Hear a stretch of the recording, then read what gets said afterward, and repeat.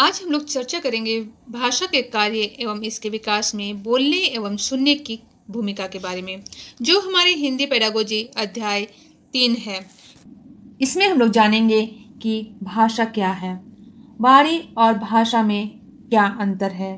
इसके साथ साथ हम ये भी जानेंगे कि भाषा का क्या कार्य है, इसका इम्पोर्टेंट क्या है, महत्व क्या है, हम भाषा बच्चों को क्यों सिखाएंगे, इसके बारे में भी जानेंगे।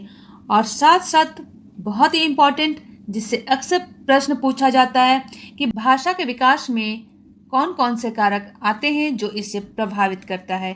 इससे एक क्वेश्चन जरूर आ जाता है। हम जानेंगे कि इसकी जो स्किल है, इसकी जो कौशल है, बोलना और सुनना, उसकी क्या भूमिका है, भाषा के विकास में उसकी क्या रोल है। तो चलिए शुरू करते हैं। सबसे पहले हम लोग जानेंगे कि ये भाषा क्या है। भाषा भावों को प्रकट करने का एक माध्यम है। मनुष्य पशुओं से इसलिए श्रेष्ठ है क्योंकि उसके पास प्रकट करने के लिए ऐसी भाषा होती है जिससे लोग समझ सकते हैं। वाणी और भाषा। बहुत से लोग वाणी और भाषा दोनों का प्रयोग एक दूसरे के पर्यायवाची के रूप में करते हैं, परंतु दोनों में बहुत अंतर है। हरलोक ने दोनों शब्दों के बारे में कहा है कि भाषा में संप्रेषण के वे सभी साधन आते हैं जिसमें विचारों और भावों को प्रतीकात्मक बना दिया जाता है, जिससे व्यक्ति अपने विचारों और भावों को दूसरे के समक्ष अर्थपूर्ण ढंग से अभिव्यक्त कर सके। तो भाषा का एक विशिष्ट ढंग है। यह एक व्यापक संप्रत्यय है। वाणी भाषा का एक माध्यम है। मनुष्य में सीखने की प्रवृत्ति जो होती है वो स्वाभाविक रूप से विद्यमान होती है।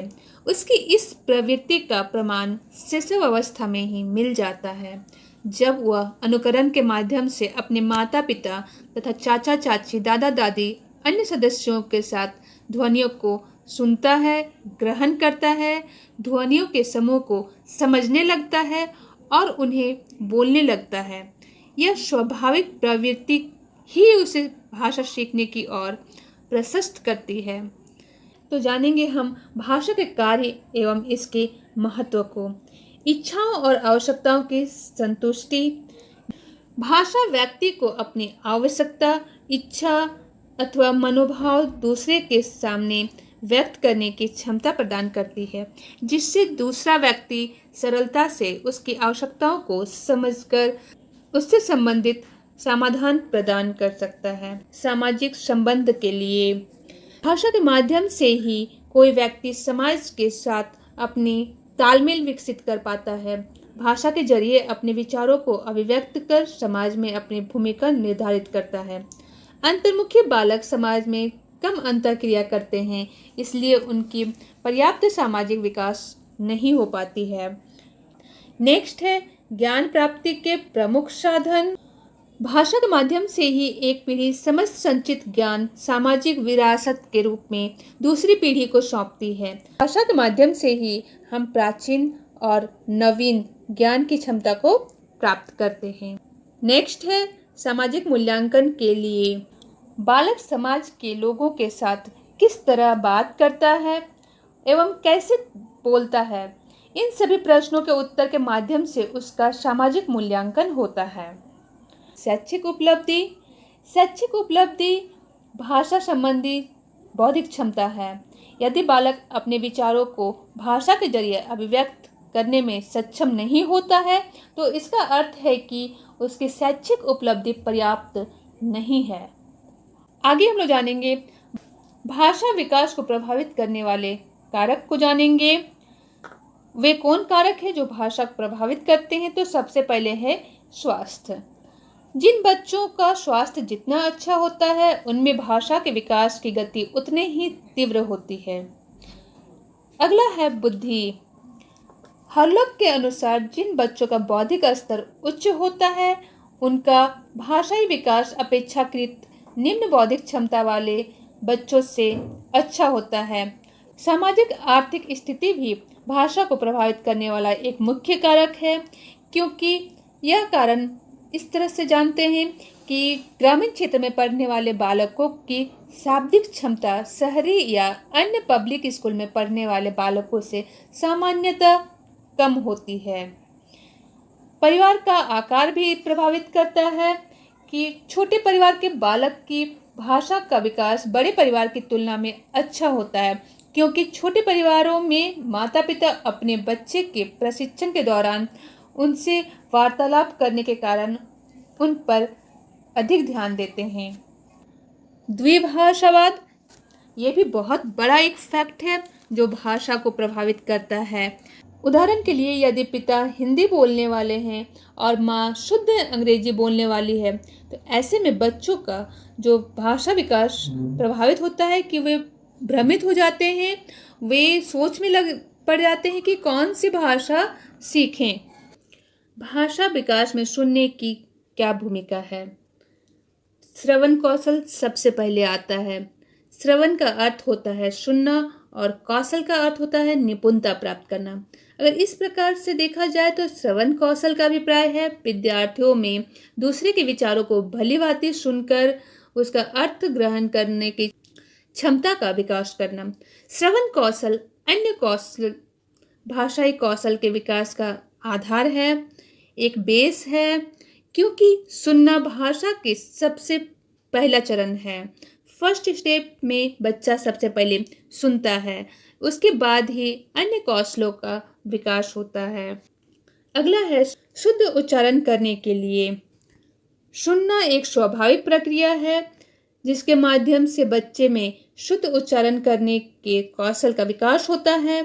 सुनने के माध्यम से ही बच्चा बोलने में आने वाली उच्चारण संबंधी अशुद्धियों को दूर करने में सफल हो पाता है, जिसके परिणाम स्वरूप उसके भाषा संबंधी कौशलों में सुधार होता है।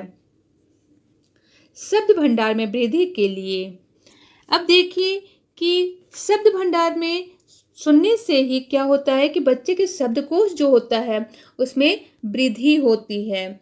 इसके माध्यम से ही उसके भाषा का भी विकास में वृद्धि होती है। अब है महत्वपूर्ण जानकारी प्राप्त करने के लिए बच्चे लोगों के द्वारा कही गई बातों को रेडियो, ऑडियो जैसे उपकरणों से सुनकर सामाजिक व्यवहार, जीवन आदि से संबंधित उपयोगी जानकारियां प्राप्त करती है। ध्वनियों का विभेदीकरण करना। सुनना ध्वनि के विभेदीकरण करने का सबसे अच्छा माध्यम बोला जाता है। इसके द्वारा बालक विभिन्न प्रकार के ध्वनियों के मध्य अंतर करना सीखता है, जिससे उसके श्रवण कौशल के साथ ही वाचन, लेखन और पठन कौशल का भी विकास होता है। भाषा विकास में बोलने की क्या भूमिका है? बोलना मतलब वाचन कौशल। भाषाई कौशल में वाचिक कौशल या वाचन कौशल से अभिप्राय विद्यार्थियों द्वारा मौखिक रूप से अर्थात बोलकर अपने भावों को अभिव्यक्त करने से है।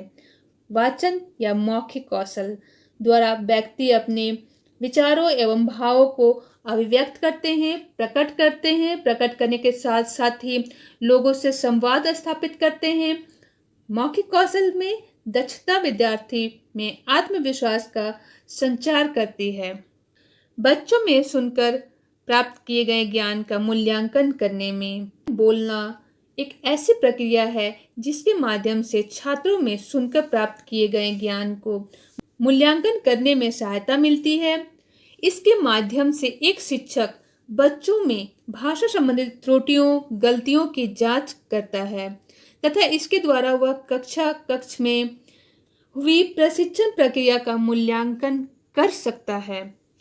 बच्चों के संकोच को समाप्त करने में बोलना एक ऐसी प्रक्रिया है जिसके माध्यम से भाषा शिक्षण के अंतर्गत बच्चों में पैदा होने वाली झिझक को दूर किया जा सकता है।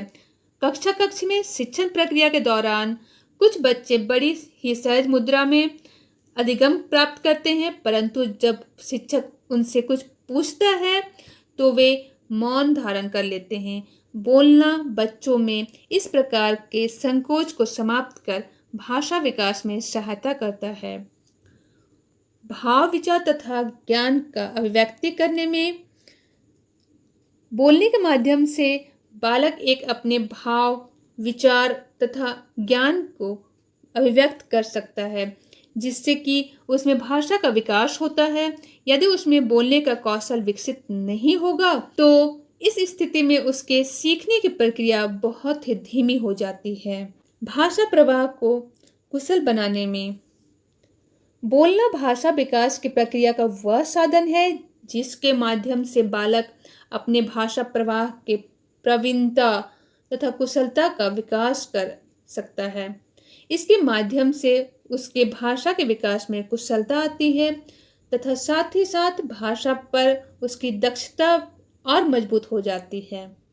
विद्यालय आधारित कार्यक्रमों में सक्रिय भूमिका निभाने में यह एक ऐसी प्रक्रिया है जिसमें बालक बोलने की क्षमता ही उसके विद्यालय आधारित विभिन्न कार्यक्रमों जैसे कि भाषण, वाद विवाद, प्रश्नोत्तरी आदि में सक्रिय भूमिका निभाने को प्रेरित करती है, जो उसके भाषा विकास में सहायक सिद्ध होती है।